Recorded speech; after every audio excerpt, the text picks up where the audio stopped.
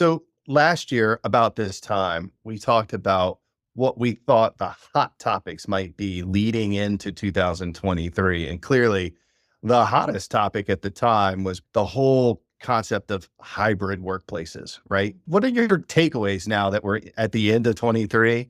Has the dust settled on the hybrid concept? And do we have a clear path going forward of what that will look like? I think the dust hasn't fully settled. I think we're getting close.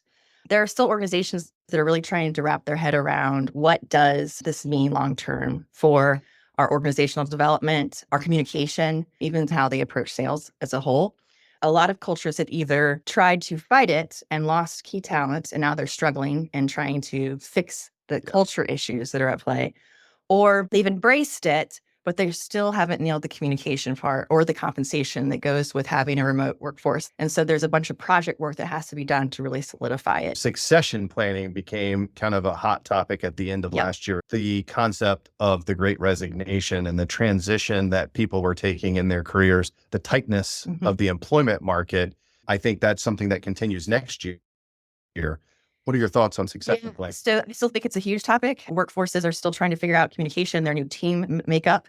And because the younger generations typically jump faster for a multitude of reasons, figuring out what that key next few layers of talent are to take over the reins. But not only that, they're realizing now that it's important for organizational resilience. So if another COVID does happen, or if we do see a really big recession, you have a team in place that knows how to communicate, understands their career path, and is in it to win it, basically, to sort of steady the ship. What are those layers of talent that you need to have in place in case a crisis happens? Right. So people are recognizing the importance of that, not just for longevity, but also for day-to-day resilience and being competitive. As we lead into 24, what are a couple of the hot topics that you think will be the focus for human capital leaders and business leaders in 24? Well, it's really interesting because this year we did see fears of a recession.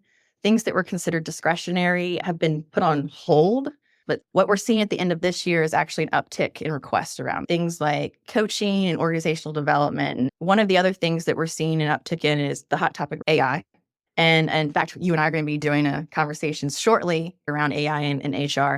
But I think what that has really lit a fire under is around HR automation. Yep. So it's not just what systems and platforms can we use, but it's how can I automate some of these mundane tactical tasks so that the HR team can be more strategic and really focus in on the workforce. Yeah. So at the end of last year, we were focused on the hybrid workforce and the impact on and how to lead a business going forward. What do you think the three hot topics are for 24? So I still think compensation is going to be huge going into next year. It was big this year. I think organizational development and talent management is going to be huge, especially when you think about how do you develop teams that are remote and or hybrid. Succession planning, I think that's top of mind. Talent is hard to come by, and there's been a lot of turnover. And then lastly, HR automation and AI. Those are huge topics. We're seeing them everywhere, but they're taking on different life forms every single day.